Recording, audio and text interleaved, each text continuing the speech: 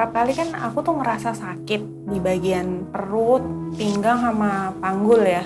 Tapi aku ngerasa itu biasa aja. Lama-kelamaan kok tambah sakit, tambah nyeri, bahkan sampai udah nggak bisa nahan lagi. Akhirnya aku putusin untuk periksa ke dokter spesialis kandungan dan kebidanan. Dokter bilang ada endometriosis di rahim dan dokter menyarankan untuk dioperasi. Setelah operasi, dokter itu kasih tahu ke saya kalau terjadi perlengketan yang hebat di rahim dan itu menyebabkan salah satu indung telur rusak.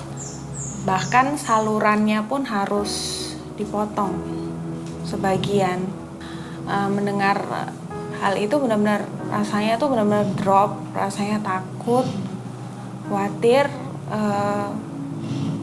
Kalau nantinya saya akan kesulitan untuk punya anak. Pada saat 1 tahun sudah berlalu kami belum punya anak, kami periksa lagi. Nah, menurut dokter itu Ayu sudah tidak ada kemungkinan untuk hamil secara normal.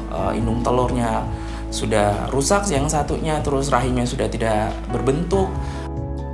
Ada 2 pilihan sih kalau memang saya mau hamil ya. Yang pertama itu lewat bayi tabung, yang kedua menggunakan ibu pengganti. Kalaupun berhasil hamil dan melahirkan, rahim saya pun harus diangkat.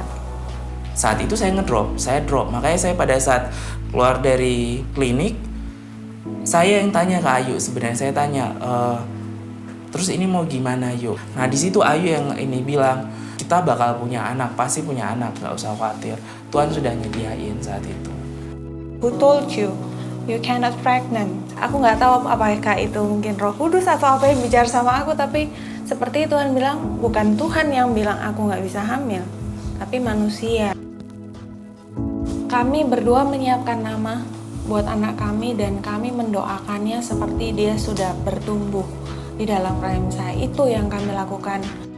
Saya bilang ke Ayu, yuk kita ini belum punya anak, tapi kita tuh suka sekali sama anak, kita sayang sekali sama anak. Ada baiknya kalau sambil menunggu kita dikasih anak, mungkin Tuhan juga mau kita siapin diri untuk siap dengan anak. Gimana kalau kita pelayanan di sekolah minggu?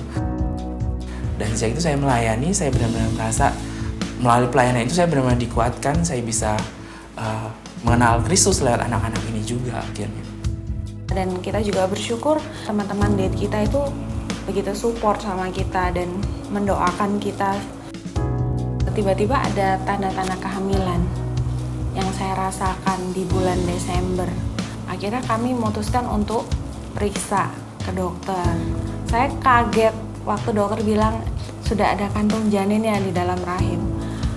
Dokter bilang ini case-nya sangat jarang sekali, jadi ibu benar-benar harus menjaga. Akhirnya pada minggu ke-38 bisa melahirkan.